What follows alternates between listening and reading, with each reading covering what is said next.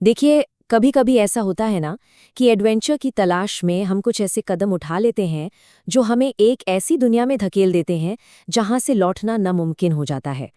आज हम एक ऐसी ही कैंपिंग ट्रिप की कहानी को समझने वाले हैं। एक ऐसी ट्रिप जिसकी शुरुआत तो हुई थी दोस्तों के बीच हंसी मजाक से, पर उसका अंत एक बेहद खौफनाक हकीकत पर हुआ। घने अंधेरे को चीरती हुई ये एक चीख, दरअसल यही वो आवाज थी जिसने जयपुर के पास घटी इस सच्ची, रोंगटे खड़े कर देने वाली घटना की बुनियाद रखी थी। तो चलिए इस मामले की फाइल को परत दर परत खोलते हैं। तो कहानी के बिल्कुल सेंटर में है कॉलेज के दो दोस्त, एक का नाम अनुराग और दूसरे का आकाश। ये बात है मई 2021 की, जब दोनों ने ये प्लान बनाया कि शहर की भीड़भाड़ से दूर जमवारामगढ़ के जंगलों में कैंपिंग करने चलते हैं। अब इस पूरी कहानी का जो सबसे जरूरी पहलू है ना, वो है इन दोनों दोस्तों का स्वभाव। एक तरफ था आकाश, जो हर चीज को साइंस और लॉजिक से देखता था, और दूसरी तरफ था अनुराग, जिसे पुरानी कहानियों में अनदेखी अनसुनी बातों में यकीन था। और उन्हें क्या पता था कि सोच का यही छोटा सा फर्क उनकी किस्मत का सबसे बड़ा फैसला लिखने वाला है। तो एडवेंचर के जोश में उन्होंने जंगल के ठीक मुहाने पर लगे एक पुराने जंग खाए हुए बोर्ड को पूरी तरह से नजरअंदाज कर दिया। उस पर साफ साफ लिखा था, अंदर आना मना है। लेकिन उस रात ऐसा लग रहा था कि वो हर सीमा को लांघने के लिए बिल्कुल तैयार थे। उन्होंने अपना टेंट लगाया, आग जलाई, सब कुछ ठीक चल रहा था। लेकिन जैसे ही रात गहरी हुई, उनका वो हंसी मजाक का माहौल एक दिल दहला देने वाली चीख से टूट गया। जंगल की जो खामोशी थी, वो एक ही पल में खौफ में तब्दील हो गई। वो किसी लड़की की चीख थी जो मदद के लिए पुकार रही थी। तो आवाज का पीछा करते करते वो दोनों जंगल में और गहरे उतरते गए। रास्ता तो कब का पीछे छूट चुका था। तभी टॉर्च की रोशनी एक बहुत बड़े पीपल के पेड़ पर पड़ी, और उसके ठीक नीचे जो दिखा, उसने तो उनके होश ही उड़ा दिए। एक पुरानी मिट्टी की बनी हुई कब्र। इतने डरावने मंजर के बावजूद आकाश अपनी बात पर अड़ा रहा कि अरे कोई मजाक कराए। शायद शराब और अपने उस अविश्वास के नशे में उसने वो 3 गलतियां की जो उसे बिल्कुल नहीं करनी चाहिए थी। उसने न सिर्फ उस जगह का मजाक उड़ाया, बल्कि कब्र पर कान लगाकर सुनने की कोशिश करने लगा, और फिर उस पवित्र मानी जाने वाली जगह का अनादर करते हुए पास की झाड़ियों में पेशाब कर दिया। उस रात वो दोनों दोस्त जंगल से तो लौट आए, लेकिन उन्हें इस बात का जरा भी अंदाजा नहीं था कि उस कब्र से कोई चीज आकाश के साथ उसके घर तक चली आई थी। एक ऐसा मेहमान जो किसी को दिखाई नहीं देता था। घर लौटने के कुछ ही दिन बाद आकाश में बदलाव आने लगे। वो एकदम गुमसुम और चिड़चिड़ा हो गया। उसकी आंखों के नीचे गहरे काले गड्ढे बन गए थे। ऐसा लगता था जैसे वो हफ्तों से सोया ही ना हो। अनुराग ने ये सारे बदलाव देखे, पर वो कुछ समझ नहीं पाया कि हो क्या रहा है। और बहुत जल्द आकाश के घर में अजीबोगरीब घटनाओं का एक पूरा सिलसिला शुरू हो गया। रात में उसके बंद कमरे से किसी लड़की के रोने की आवाजें आती। घर के मंदिर का दिया बार बार अपने आप बुझ जाता। और सबसे ज्यादा डरावनी बात तो तब हुई जब उसकी बहन ने उसे नींद में चलते हुए और अंधेरे से बातें करते हुए देखा।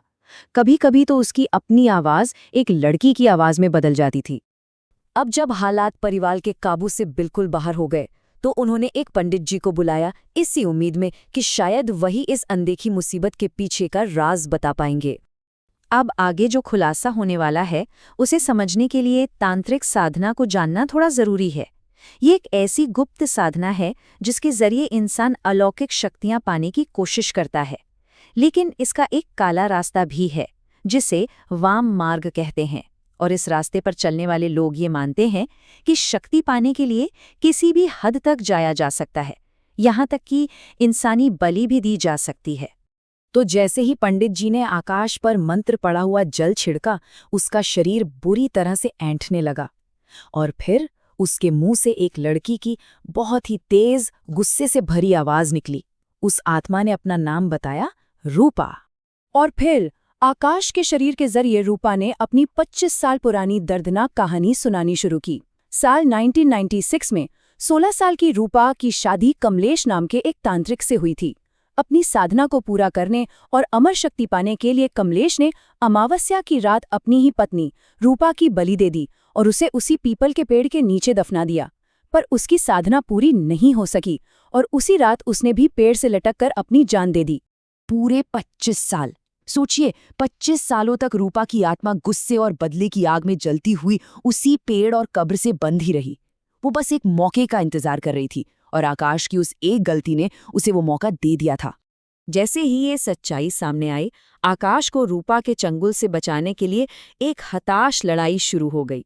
ये एक ऐसी जंग थी जिसमें एक तरफ था विज्ञान और दूसरी तरफ थी वो दुनिया जिसे विज्ञान मानता ही नहीं।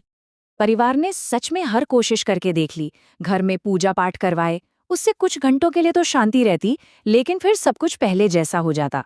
गले में पहनाया गया एक ताबीज भी बड़े रहस्यमय तरीके से टूटकर गिर गया। जब सारे रास्ते बंद हो गए तो आखिरकार परिवार उसे अस्पताल ले गया।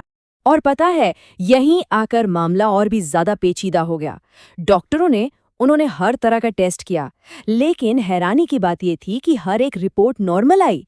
मतलब मेडिकल साइंस के हिसाब से आकाश को कोई बीमारी थी ही नहीं, लेकिन वहां सबके सामने उसका शरीर एक ऐसी अनदेखी ताकत से लड़ रहा था जो उसे धीरे धीरे खत्म कर रही थी।